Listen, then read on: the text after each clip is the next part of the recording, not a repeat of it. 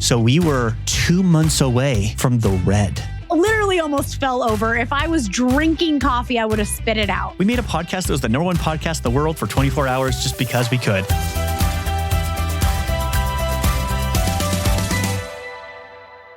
All right, this one is for my founders. If you are still doing founder-led sales and you want to know how to exit the sales seat, you're not going to want to make the 4 mistakes my guest made today. And also, if you have tried and it has not been successful, there are 4 key lessons you're going to learn today of what not to do when it comes to exiting the founder seat as the salesperson and hiring your first seller. And the best news is this is part 1 of part 2. So today we're going to talk about the mistakes that my guest John made, but episode 2 is going to be after I fix them and we hire his best darn seller ever. So let's jump in. Hello. Welcome back, rascals. And I am so excited to have John Dinkel on with us today. And why I'm so excited is that when I decided to launch this podcast, I interviewed about 10 different podcast production companies, and I landed with LaunchPod. And John is the founder and the brain behind it. And you can see why I made this decision once we have this interview today. And welcome to the show, John. Thank you. It's finally good to be recognized as a rascal. Oh my gosh, you are. You're a total rascal. We connected on the rascal energy, which was like part of the reason why I said yes to this. I'm here to break some rules. Introduce us. Let us know, who are you? How did you get into podcasting, which is a great story, and all about LaunchPod. Yeah, no. So I am John Dinkel. I'm the CEO and president of LaunchPod Media. I've been podcasting now for just over a decade. I've grown shows from absolutely zero in my front room to millions of subscribers. We have billions of downloads. I personally have taken my own show, done over 750 episodes with Learn Japanese with Manga Sensei, from just a couple of folks listening, my mom, to over 150,000 people listening every single day and being the #1 show in Japan for 3 years. It was in Japanese, so if you look deeply into your car speaker right now, you can see a white guy with a fantastic beard and even more fantastic Japanese prowess. Past 7 years I've launched LaunchPod, and it's been an amazing ride. We're now the 2nd largest private podcast company in the West Coast. Oh my gosh, I love this so much. And I think when we first met and you told me you had the successful podcast in Japan, I'm like, I'm looking at you and this doesn't make any sense to me. So I love that is where you cut your teeth and built such a big audience. When I first started my show, it was mostly built out of spite, but it was one of those things that if I'm going to do something, I want to do it right. Now, I may not know how to do it right, and I'm sure we're going to get into that today, that I don't know many things. But when it comes to podcasts and growing podcasts, I definitely, as you put it, cut my teeth, and now I'm doing okay. Yeah, you know what? You said one thing that we have to dig into, and then we'll get to all the business and sales stuff. You did it out of spite. So that tells my audience and me a little bit about your own prowess. So what drives you, John? I think the thing that drives me the most, particularly when it comes to a business sense, is I really, really, really hate being told what to do. I recently learned, I was talking to a mentor of mine, Amanda Sanders, one of the best entrepreneurs, multi-time founder and tech consultant, that I don't necessarily care if I win. I don't. I don't start something and think, I'm going to be the best. But what I do is I do not want to lose. I hate losing with a passion. So much so that I want to be the guy who stands in the ring like Rocky, having taken all the punches, and look down my nose at the poor competitor who tried to take me down and think, that's all you got? That's it. Okay. Now we can start. Oh my gosh. I can relate to that. Like I would never say like I'm out here to prove something to anyone other than myself. But every single time I take a risk or I want to go for something, I'm like, prove it to yourself, Michelle. Like history repeats itself. And have you failed? Well, yeah, everyone's had some failures in their life, but do you come up on the upside and can you do it again? Of course you can do it again. So even if you don't know all the details or the solutions, that internal fire, that drive, I don't think that it can. I don't know if you're born with it, you're born with it. I am still not sure if you can create it. I don't know. I get asked I probably get asked 2 to 3 times a week about podcast ideas or business ideas, right? And it's my first reaction is always the same. And it's, do you like chewing glass? Genuinely, if you don't want to get into the ring, if you don't want to be criticized for the art that you're making, if you don't know what you're talking about, don't start a show. Don't, because they'll eat you alive. If you know what you're talking about, please, because you have something to bring to the conversation, an authentic conversation. If I didn't know what I was talking about with Japanese, then I shouldn't talk. If I don't know what I'm talking about with growing a podcast, then I shouldn't talk, because the second I open my mouth and say something wrong, I'm going to get destroyed. It's so true. It's so true. And it's just like, it's a fire inside. I think we both have it to grow our businesses. And, and when you have the expertise, it's almost like your duty to do so, right? Which just makes me so excited. Now, we have something really interesting in store for our listeners today. So John volunteered his business to basically be audited by me in terms of how I go into organizations. I look at your sales process, your marketing process, your renewals, like everything that a chief revenue officer would do. I analyze it, and then we restructure for growth based on your goals. And so when I told John this is what I do, he's like, awesome. Let's do that live. And I said, really? You want to just put it all out there for everyone to hear? And he said, yes. So this is a treat for everyone listening. So today's episode, this is part 1 of part 2.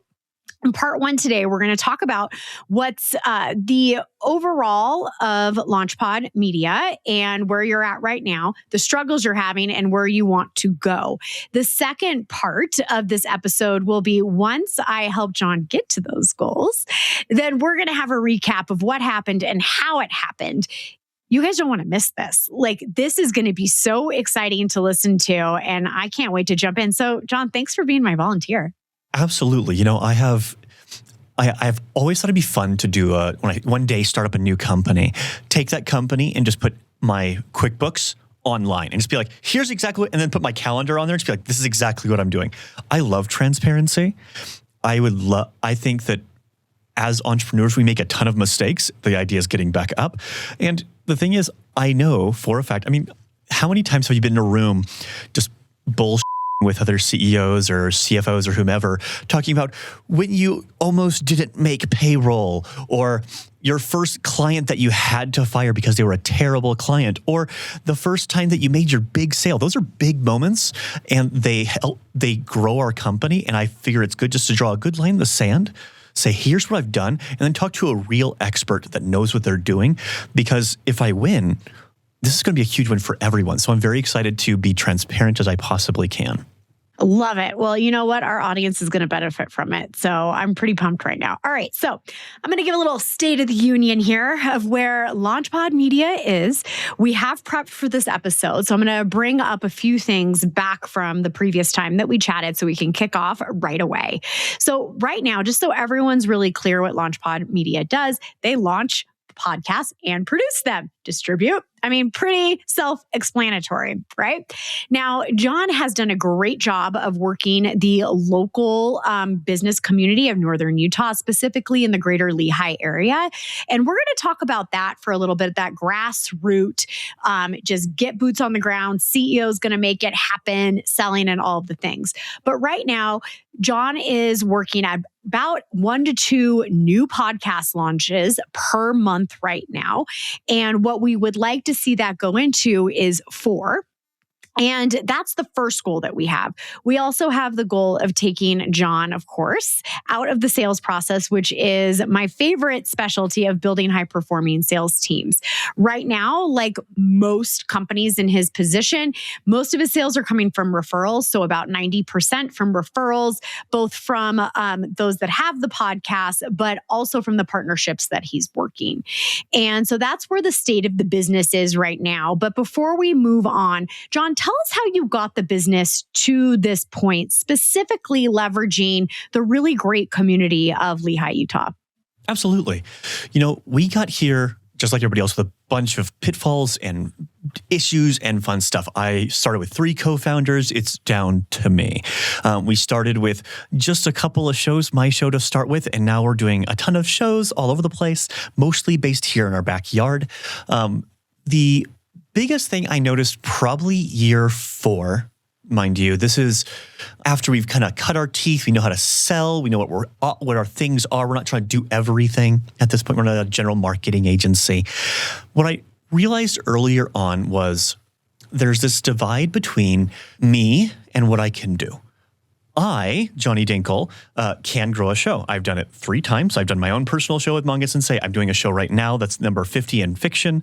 I've done shows that I've been just grown as personal projects with Reddit. But we have to be able, as a company, to deliver. People care and have good relationships when it comes to partnerships, engaging in just helping, doing audits for people, and then making sure that we actually make that difference for them. If you start a podcast with LaunchPod, we're going to grow your audience.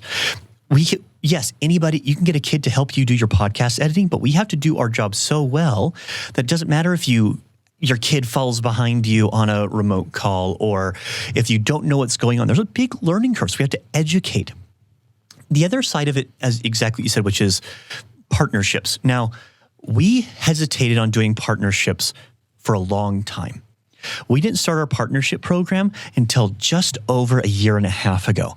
One of my partners, fantastic gentleman. I'm going to abstain from his name here. You can look us up if you'd like to. When he stepped away last October before last for some personal reasons, one of the things that we never agreed upon was partnerships. We wanted just to prove our worth and keep growing with do a show, grow it. Do a show, grow it. But I came with the idea of being a hometown hero before a national success. And so all of 2025 was being a hometown hero.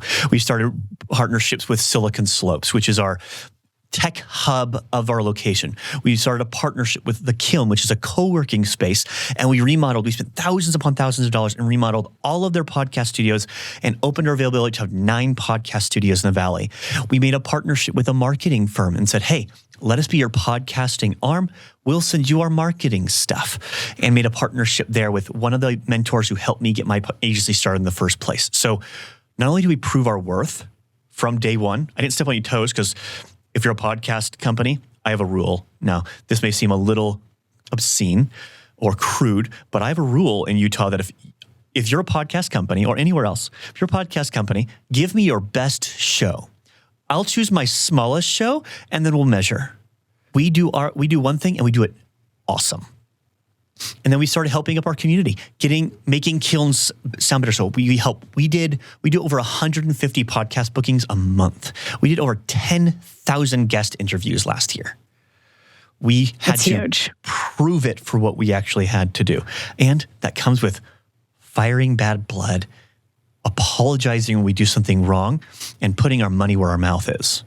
100%. And I think what I love so much about the Lehigh community is there are so many events you can go to. There's so many partnerships. There's so many networking events that are actually really high quality, and people who are from Northern Utah and from Lehigh. I mean, I'm about an hour away, but I still majorly benefit from that community. Is the homegrown mentality. People want to shake hands here. They want to see you. They love it. And so taking that strategy, that grassroots strategy, I actually personally feel like, you're doing about 30 shows per month right now, which is extraordinary. And I actually strongly believe, had you taken just the digital marketing strategy and not hit the boots and on the ground and not shook the hands, not partnered strategically with Kiln, I mean, that's how I found you, it was through Kiln, then I don't actually think that you would be as profitable or as successful right now. And I think it's a lesson that everyone needs to learn, is that sometimes you just have to leave your house, shake hands, and make deals. Yeah, well, if you are the CEO of a company, if you're running your show, then you should be its number one advocate. And the best way I know to advocate for what we are doing is meeting the people who are doing things in my backyard. I am downtown from amazing organizations that we've been able to work with, from Purple to the LDS Mormon faith, that was a client of ours. I am not personally of that faith, but they're right in our backyard, and there's 90% of Southern Utah is of that faith. So knowing what goes on with these people. If I was in Northern India, I know plenty about Sikhs. I think it's also important that the hard thing I notice with a lot of these networking events is people want to be like almost like a pufferfish, show how cool they are. I'm a tattooed, bearded, cursing farm boy from the middle of Nebraska. And I tell 1 out of every 3 people that their podcast idea is dog shit. But I'm honest. And if you have a good idea, I'll tell you. Michelle, what did I tell you when we first sat down? Yeah, you asked me a lot of questions to make sure that I was real, like the real deal. So I actually appreciated you interviewing me in the same way that I was interviewing you, because it is a brand representation for you as well of what type of shows you're producing and the people that you're supporting. So I think that is a really important piece of the puzzle. And then also, you told me that you liked my show idea, but you needed to validate it with research, which I really appreciate it. And I think that's actually a big reason of why I was interested. Not only did you come to my house and set up all my equipment so it worked well, which was amazing, but you also didn't assume I knew everything of launching this podcast and making it right. And you validated it in the strategy. So I think that's really huge and differentiated you in the marketplace. And there was a bit of me that, I mean, I've hired a lot of people that were not within driving distance of me, a lot of people that I haven't shook hands with. But I've been burned so many times with service providers that I really do think it sealed the deal knowing that we were going to shake hands on it, that you were going to set up the podcast. Like that really helped me feel confident in that decision. So that was a big piece for me. It also gives me access to some amazing people, being able to pick your mind or just ask you a question about things, which is, I think, kind of how we got here, which is like, hey, Michelle, how do you do this? Or when you say like, hey, Johnny, what you're doing there isn't very good. When it comes to the sales world. I have said some very truthful things to you, like maybe perhaps I had to manage my own sales process of becoming a LaunchPod client. But that takes us in right to the meat of this episode right now. So what we're going to do, everybody, is we're going to talk about John's 4 seasons of sales. And what that means is 4 different attempts of basically getting out of the sales seat himself and what he's learned and what's been challenged. And the reason why this is so important is, the number one question I get when someone's like, I'm a founder, I'm the CEO, I want to stop selling. What do I need to do?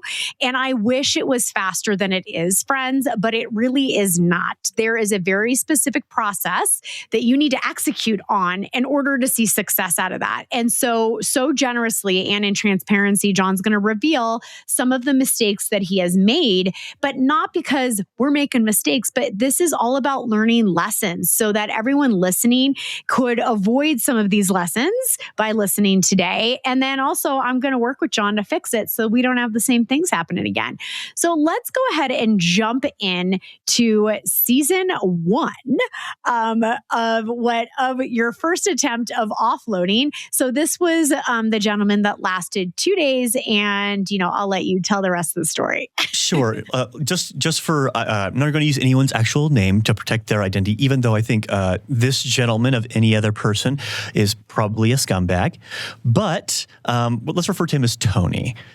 Tony. Okay, perfect. Tony. We when you're first starting a company, you focus on what you're good at, and you try to hire in what you don't know.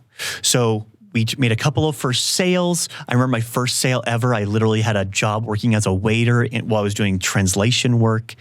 And I called the guy because they were going to fire me because I was going to all these meetings trying to find people. And they said, hey, if you don't show up for this, we're going to let you go. So I called this guy and I was like, hey, dude. Name is Scott Needham. He runs a fantastic show, smartest Amazon seller, my first client ever. I love Scott. Called him and say, hey, Scott, are we really going to do this, man?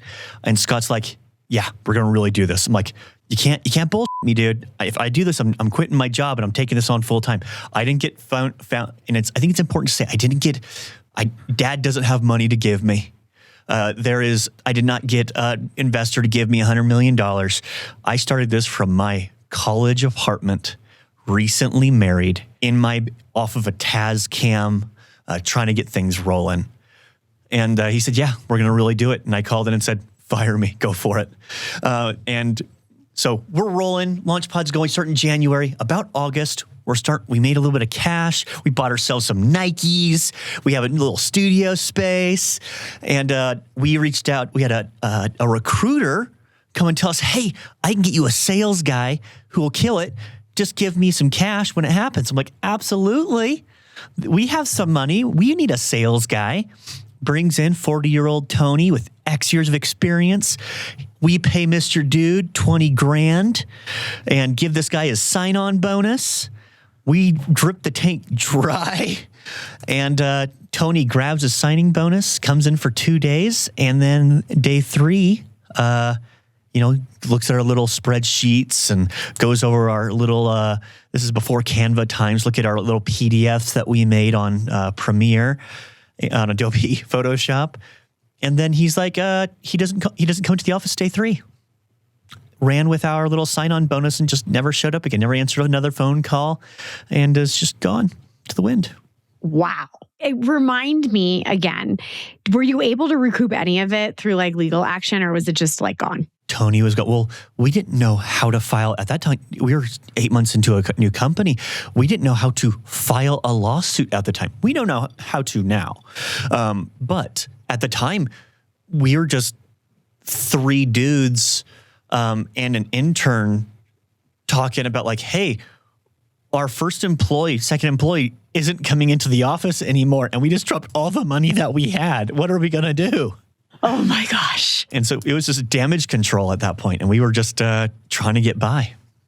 Okay, so other than the fact you lost the money, what lesson did you learn from that experience when it comes to hiring a salesperson? Contracts. Have something in writing. Know how to get the person contacted. Put some paperwork down. This is our first little foray, so if we had anything on paper, we could have smacked the paper and said, hey, well, you didn't do anything and now you're gone. I can at least take this paper and then learn what to do with the contract that you signed. We do contracts to protect our clients at LaunchPod, but also protect ourselves. And as a small business owner, you have to leverage your ability to recoup losses, sometimes through legal action. And had we had that, we could have saved ourselves a lot of pain. And we also had to learn how to, and we didn't learn at that time, but now it's understanding how to interview. We just kind of trusted Mr. Dude, who, for his benefit, the guy who found a person, I'm sure he found a great person that he thought anyway, but I didn't know how to source a good person, and I still am trying to figure that out. Yes. So that is the lesson. The lesson is behind the interview process and knowing if you found the right match, not just for integrity to clearly show up for work, but to sell your thing too. And these are really important because any decent salesperson is going to be pretty darn good at an interview because what are they doing? They're selling themselves. So seeing through some of that to see if it really is truly a match is a skill that I've had to refine over the last 15 years of my career and my business. And, it's not as straightforward, especially with salespeople, because if you're hiring a tech person, they're really not very good at selling themselves. So what they will do is be like, this is what I can do with said tech. These are my cool skills. I show up for work. And by the way, I like coffee, not tea. I mean, it's just very different than a salesperson. And so I built this whole portfolio. Behold, right? So, I think it's actually really challenging to find the perfect match seller for you. And also great sellers are also just a little crazy. So you have to but in a good way if you find the greatest seller. So you have to make sure that little bit of crazy actually matches your little bit of crazy. And that is where actually the secret sauce is. Which is the secret sauce that I need, because if you look at how we bounce from Tony to our next character, again, using pseudonyms, I'm not going to out any person, but I jump over here to Sally. We made the exact opposite mistake with Sally.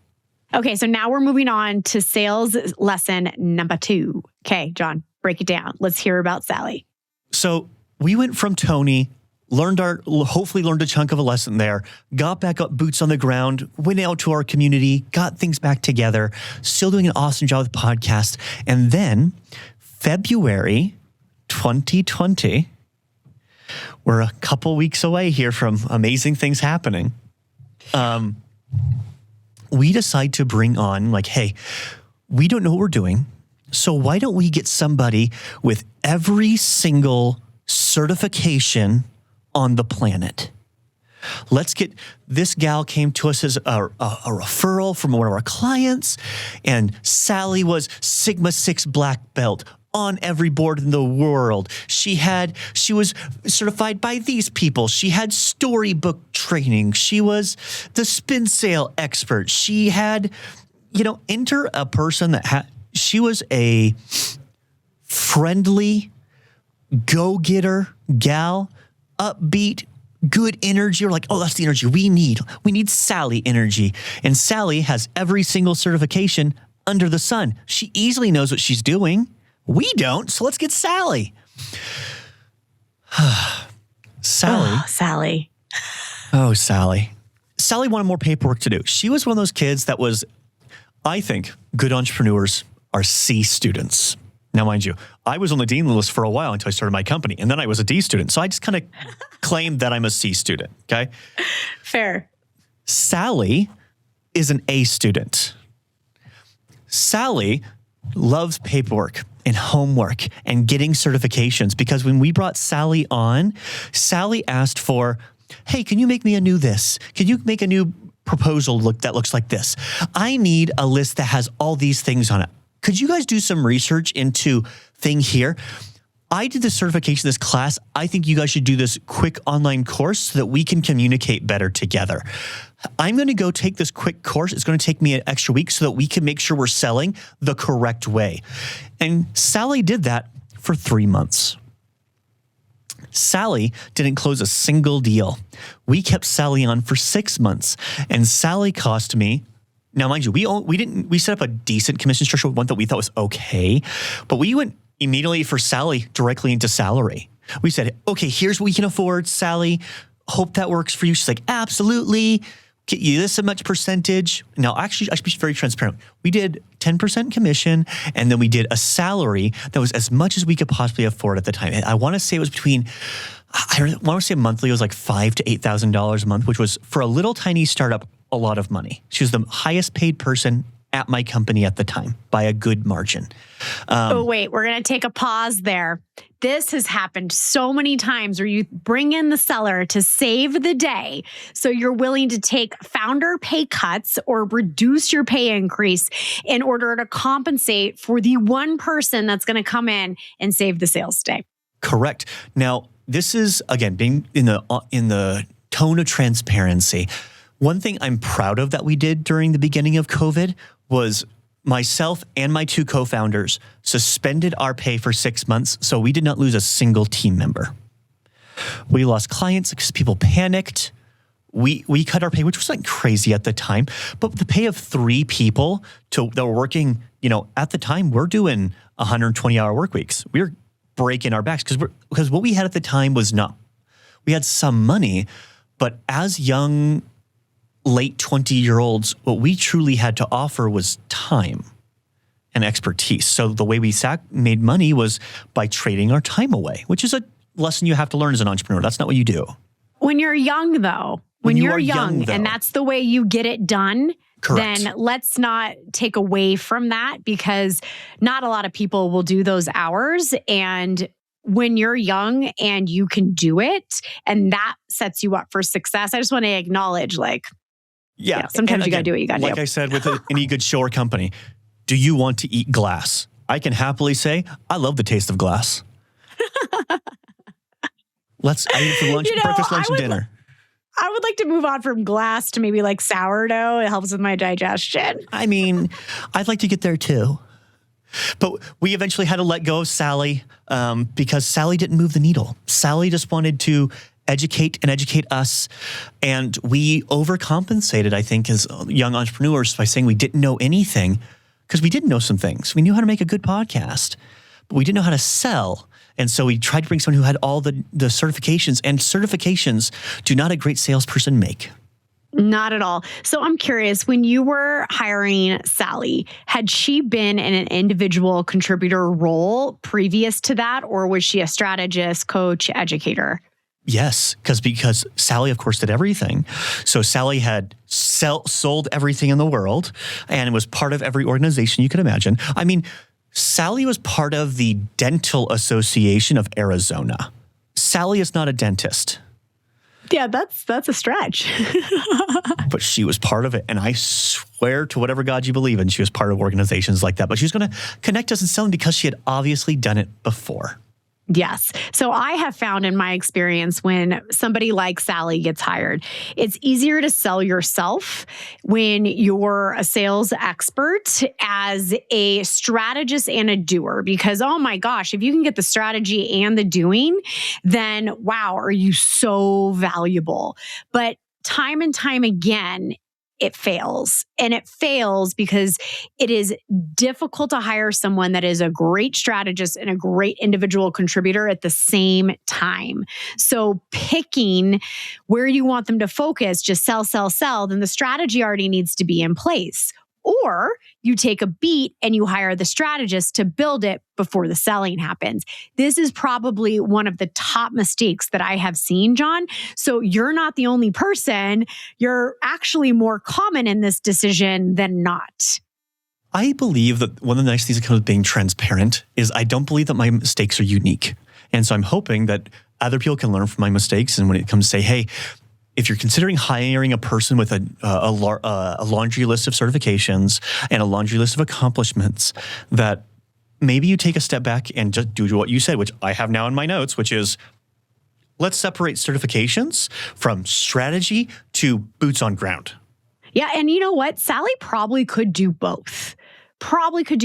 But she likely found herself in a position when she came to the company that she felt like her selling was going to be so much harder if she didn't get the strategy super tight. And this is actually a really common mistake of sales experts when they overpromise and underdeliver and you have to have that checks and balances. So it's on her as well. She should have said, okay, well, I need 90 days to set up the strategy before you can depend on me for selling. Can you agree to that? And if you can't, then you can't, right? Expectations and goals would be really cool, huh? Would be really cool, right? All right. So now let's move on to where you actually had a little bit of success and you could taste it with your next season. Okay. Well, next we're going to go into our third pseudonym, our third season. And to be honest, this is, in my opinion, my hardest season when it comes to a salesperson. Because of how it ended up. We're going to refer to this gentleman. Let's call him James.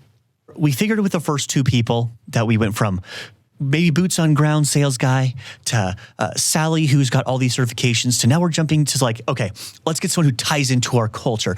We've put a couple years under our belt now. This is like almost 2 years in the future. I jumped into the sales role. I think I'm personally a decent salesman. I've made, millions of dollars doing a podcast company. But now I need someone who can come in alongside me, grow with me. I thought might be a good idea, but needs a little more experience than me. So what I looked for this time was experience. Someone who had grown their own little gig, who was looking for their next adventure, and who loved our culture. James hit that right on the head. He used to be military. My family's all military. He came in, I want to sell. Let's go. I'll come in the days. And we set up a salary for James, and we put together a scaling package when it came to commission. So the more you do, the more you get. And we're like, hey, let's be generous. Let's have someone that builds with us. And I figured maybe if I show someone how gung-ho we are about our execution at LaunchPod, and get someone who wants to build that and eventually become like our CRO. James, for the first 3 months, killed it. Man, he was boots on ground, went to the events. He was tattooed and bearded like me. I felt really close to James. Then, as he hit those first goals, he got that salary to a very nice place, was still getting some amazing commission. And then James started slowing down. And then he didn't make a sale for a month. And then it became to be 2 months. I'm like, hey, James, let's get in this together, man. I got you. And then we hit 3 months, James not making a single sale. And then we had the apologies. Oh my goodness. Johnny, I'm so sorry. Life's hard. I can't seem to get it. I'm just getting the yips. Something's going on.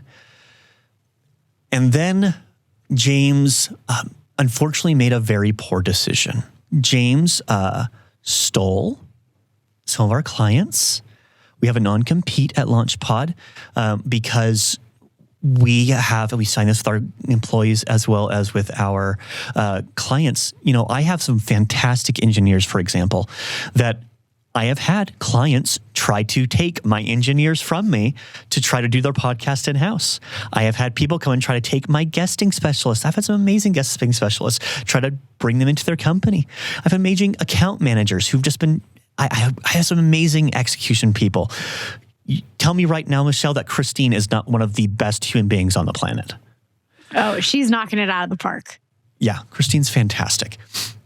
But James took 3 of our clients worth about $250,000, took the people on his list, 2 of our almost closed sales, and ripped them away, and tried to start a podcast company in his back room with his cousin, and just ghosted us, just phone end. I am a passionate person. I am not an angry person. I'd like to be very clear about that. I love to go and do things with dear loved ones. I think I'm fairly outspoken. My wife says that the thing she fears most in life is when I say we're going to do something, because it will happen. It's going to happen. I will chew glass wherever it takes to get there, right? But this is one of those few moments I hate to say that I got truly angry. I felt betrayed. I had to call my father. My father's an ex-military vet. He's built like a dwarf. He's a dwarf like Lord of the Rings dwarf. He's 5'8" with hair, and he's bald as sin. And he's got hands that look like he's a farmer that went in the military, and he works on cars. He's built like just a bulldog. And I called my dad, and I was like, Dad, I'm about to make a very bad mistake and drive to somebody's house and beat the snot out of them. Someone just stole money from me, took clients from me, and he put us in genuinely such a bad spot, Michelle, by taking those clients and them jumping ship and going over there with those 3 clients, big clients, that we had made some investments that month before. So we were 2 months away from the red with those clients that he took. And this is, mind you, in November, right before the holidays, which is my slowest selling season of the year, because no one should start a podcast unless you have a very clear direction and you're building up your media bank, your first 12 episodes during that time so you can launch a killer show with 12 episodes at New Year. It's one of my hardest times to sell of all time. And we almost died from James's poor decision. Oh my gosh, it's like heart-wrenching to me. I just, I'm willing to bet James's podcast production company is no longer in existence. It is no longer in existence. You are right. Yep, I'm willing to bet. Because if that's how you start a company, guess how your company's going to end? It comes right back like a big old boomerang. I don't know if I believe in karma or not, but sometimes people get what they deserve. James has not worked again. Now, mind you, I've made a very good community here in Utah. I love my community. I love going out to drinks with these people, taking these people. I know people's children. I have worked so many amazing shows and guests for these people, built out studios. James has not worked again in Utah since 2021. Not because I went and yelled James's name from the rooftops. No, I didn't go yell. I'm not even using his name now. But I have had people call me and say, hey, is James a good person? We're thinking about bringing him on. And I will say, no, James is not a good person. That is so wild to me. I just don't know why people do stuff like that. It drives me absolutely bananas. So that is a really difficult lesson, a super difficult lesson that I actually hope, nobody listening here actually ever has that happen, because that one is a bit unusual. It would definitely not be like the other 2 we've talked about. I mean, that happens all the time. This one, ouch. Ouch, ouch, ouch. This one hurts. But there's a lesson to be learned here, a number of lessons to be learned here. I think that we were too, as sad as it sounds, I think we're too generous in salary and not organized our commission structure correctly. I think that we did not do a good job of executing clear boundaries with James. I think that we made poor decisions that put us in financial problem, or we made investments at a time where we were right before a potential down season. Had we just lost those clients naturally for whatever reason, if it hadn't been taken from us, we would have found ourselves in the same position, which would have been no fault of James's whatsoever. So I put my company with the lives of 15 plus people's livelihoods with children at risk because of a poor financial decision. It was a mistake I have not made again. Sometimes you have to learn the hard way, but man, that's a tough one to learn. That's a big pill to swallow. All right, so let's move on to your fourth season. And this one, you got some traction here too for longer than you had James. Absolutely. We kept Liam, who I'm going to use his name to be Liam, as the pseudonym. We kept Liam and his roommate for like a year. Like, Liam is awesome. I love Liam. But we made some mistakes with Liam, and that led us, luckily, to Michelle. Liam, we figured, the past couple people we brought in have had, they've been older than us. I'm 33 years old. I have no problem with people. I hire and employ people who are older than me. No problem with that whatsoever. I have people with big families. I have people of all different backgrounds. For a while, I used to joke that I had the most diverse working team in Utah because we're like 98% white here. And I had a wide variety of ethnicities and sexual orientations. And I love what my team calls themselves pod heads, to be clear, okay? They refer to themselves as pod heads or the island of misfit toys. Which I find hilarious because you go from like Brandon, who's one of my wonderful audio engineers, who's this clean cut, bespeckled, polite BYU graduate who is one of my favorite people on the planet, to one of my, she actually just went on to get her first full-time gig. One of my part-timers, her name is Jordan. A shout out to Jordan over at Shala. Worked with us for 4 years over here at LaunchPod, who is queer and Jewish and yet a Buddhist and is just loving life and is just has I am not kidding when she has a different hair color every week. I genuinely mean it. I look forward to Mondays because it's going to be something new. So we brought in Liam, who fit our culture pretty well. Frat boy, but got along with everybody. But he was hungry. And I love that he was hungry. He didn't have a lot of training, had no training. In fact, he was in a marketing major at the U, our local university here. And he came in hungry, and he was at first for me, and where he should have stayed. And here's my mistake, I'll say it up front, is I moved him to a full-time role when I should not have. As an SDR, he was a good SDR. He set 10 to 20 appointments for me a week. He got in, he was hungry, he wanted to prove himself. He started from just getting paid to set an appointment. And I figured, he'll close, he'll set, I'll close, and we'll just run. And when he graduated college and wanted to come on full time, I was like, let's make a road to do that. Did you set me enough appointments? I'll teach you how to sell. You help me with guesting so I can give you a full-time position. Let's put you in there. You're obviously killing it here. I don't know why you wouldn't kill it doing that plus something else. Let's not make you a setter. You be a closer. Let's not have you just be a closer. Let's put you involved in our guesting services. Oh, Liam, you're such a good person. He brought in his roommate. He brought in a friend to come work with us. And, Michelle, what was it like working with Liam at the end? What would you say? Like, again, we're using a pseudonym. Yes. And I will say that he was responsive. He answered my questions, but I would have not purchased from you had I not had my call with you.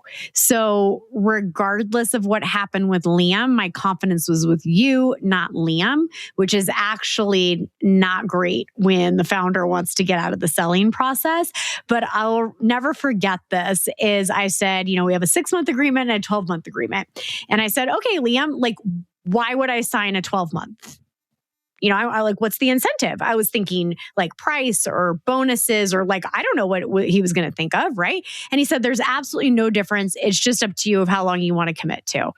And my selling soul just died a slow death. It was like not even slow. It was like a rapid, like my selling heart dropped to my stomach. I literally almost fell over. If I was drinking coffee, I would have spit it out, right? Because I was like, no. There has to be a reason why I'm going to sign a 12-month and not a 6-month. But, I didn't feel comfortable. There is. And that's the part is I'm like, what? And I almost for a second thought to ping you and be like, hey, John, is there? But at that point, our relationship wasn't, we were just getting off and like all these things. I didn't know how that would be received if I was like, hey, your sales guy says there's no reason that I should sign up for 12 months. And so now we get to talk about it and kind of laugh about it. But to me, the fact that I had to manage my closing process, it went further than that, like reminding, getting the contract, changing the like there was just so many things. And I'm like, wow, I really got to love John to keep doing this, to manage my own sales process. So the friction to purchase was actually quite high. It was, and it is. Liam, I started receiving, first I thought it was just, as a CEO, I believe that you need to be obsessed with your customers. When I first got started, I was not obsessed with my customers. I was obsessed with my process because I made a process that worked. And I was like, okay, I have this dialed in. You do this, you put in this word, you do this research, you do these things. You have this microphone, all these little details, right? But as I brought in people to handle my operations, and as my operations have gotten smoother, and as my operations have kind of taken off, I found that operations are good, but they only get you to a place. There's a plateau with operations. They're either working great, or there are some issues you need to fix, or they're dog shit. So when you get to the plateau of they're working great, improving them, unless they add more fiscal value, they are not worth investing in past a certain point. If you do not have good operations as an agency or another business, if your product that you're selling does not deliver the value to your client that they are looking for, then you need to fix that. Absolutely. Your product should deliver the thing that they're looking for. Or the thing would be in a price that allows them to be able to lose that cost if for whatever reason it doesn't work because of something on their end, right? If they don't have a host that can talk to things, I can't help you fix that. That said, the customer, obsessing with the customer, I was still learning that I need to be obsessed with them. And because I started getting complaints. Hey, Liam, I'm still waiting on a contract from Liam. Hey, we didn't get our guests this month from Liam. He didn't hit guest goal. Hey, is Liam still there? I've sent him a couple emails curious if we're meeting with this person this weekend, and I haven't heard anything. And I thought, Liam missed this. Oh, Liam, hey, don't forget that, bud. Hey, Liam, could you finish that proposal for me and you make sure they're doing it? Hey, Liam, have you updated the CRM? No. And that's where I should have made the call. And he shouldn't have been a full-timer, to be frank.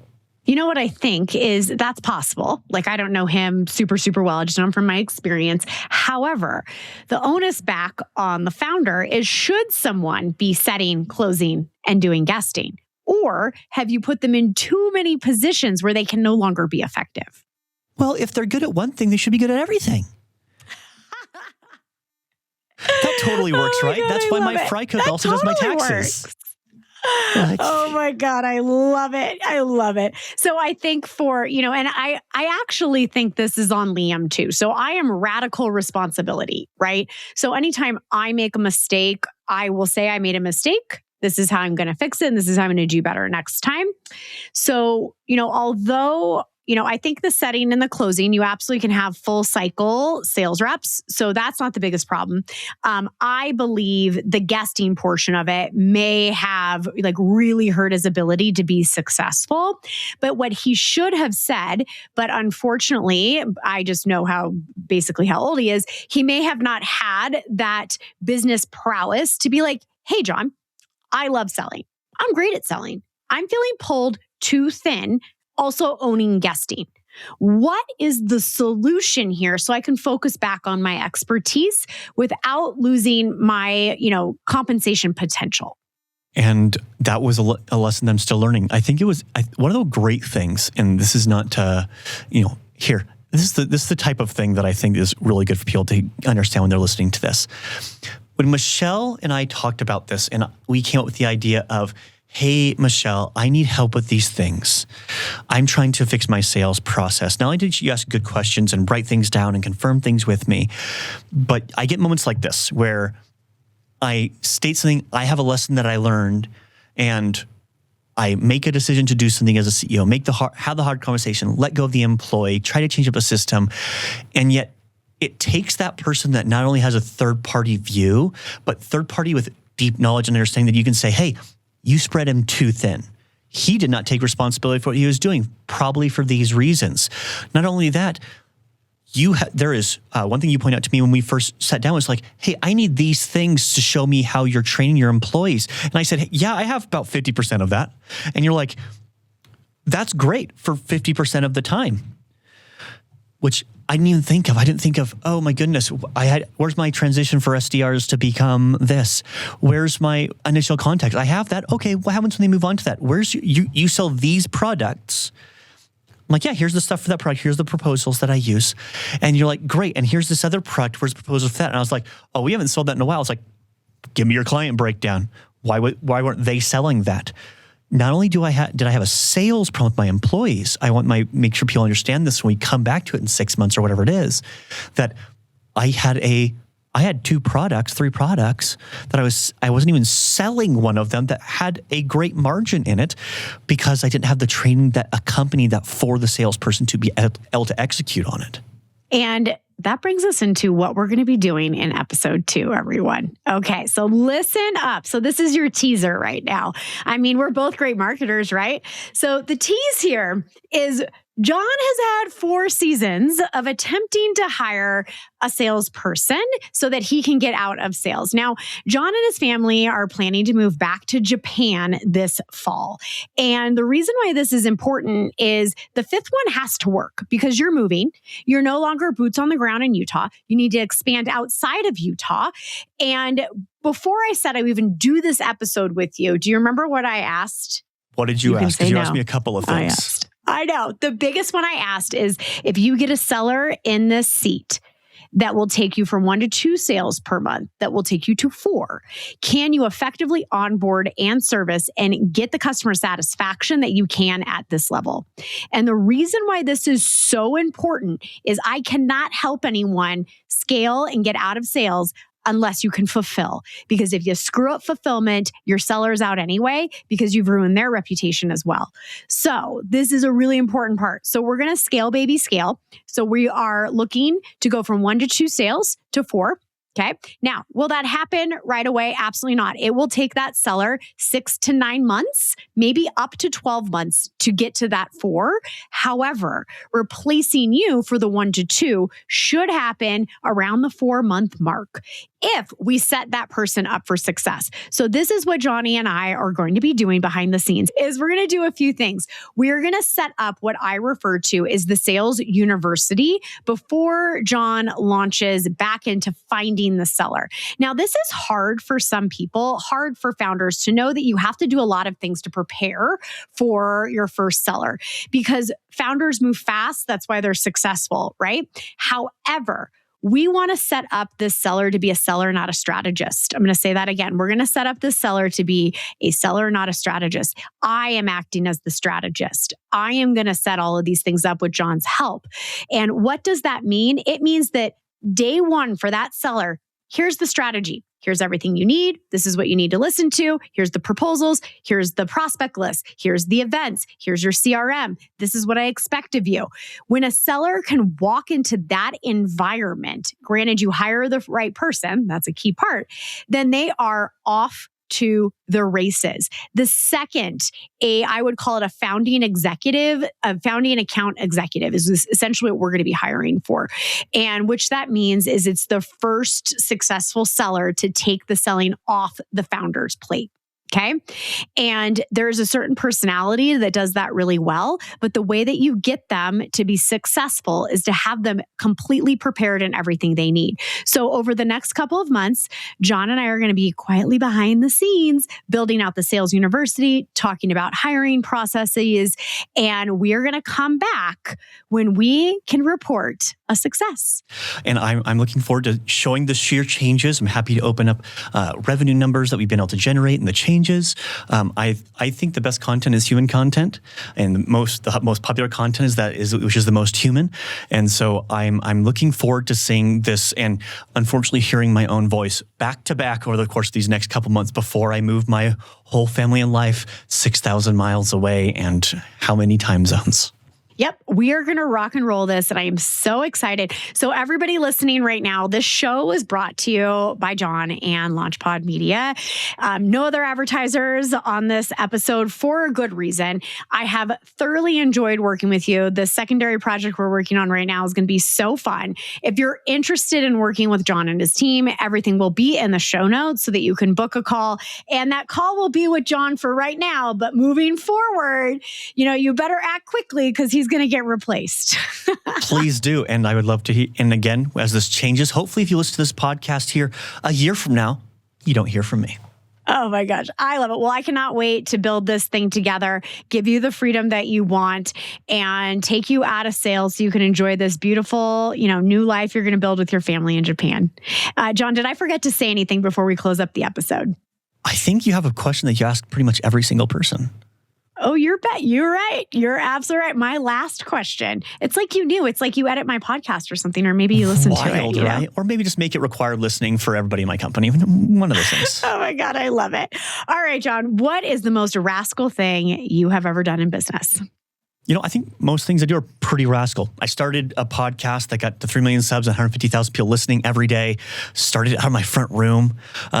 Using things I rented from the library. I was able to get into university and hack my way into that after, not having a high school diploma, an SAT or an ACT, getting found out my senior year, yet still publishing with cool universities such as Kyunghee, Harvard, and Tokyo University, as well as Brigham Young University. But I think the thing that really makes me a rascal when it comes to business is I like hacking things and breaking things. We made a podcast that was the number one podcast in the world for 24 hours just because we could.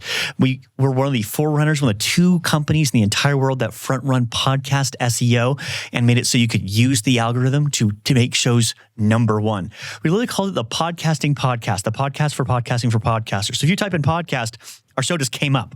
I'd rather apologize than ask for permission. And I tell these people, I'm here to make waves. I don't need everybody to be my friend. I don't need to do all the things. Don't let me do your Instagram marketing. But man, I can definitely do your podcast. Yep, I absolutely love that. And noted, I will not hire you for Instagram growth, but I sure love you doing my podcast. Well, it's been absolutely a pleasure to speak with you. And I really appreciate people jumping in and listening to this episode. I look forward to hearing again how it goes again in 6 months. Future us. Oh my God, future us. All right, everyone. That's a wrap. Stay rascal. This episode has been brought to you by LaunchPod Media, the premier podcast SEO and growth marketing agency. Make sure to mention Rascals during your podcast consultation for 20% off your podcast audit. Thanks for listening to Revenue Rascals, where we turn bold ideas into predictable revenue and prove that breaking the rules can still build empires. If you love what you heard, do me a favor. Tap the links in the show notes to support our sponsors. They're the ones keeping this show free so I can keep ungating the 6-figure strategies that help you scale faster, lead smarter, and take more freedom home with you.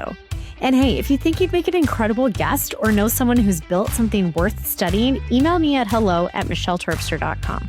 And until next time, stay sharp, stay bold, and stay just a little bit rascal.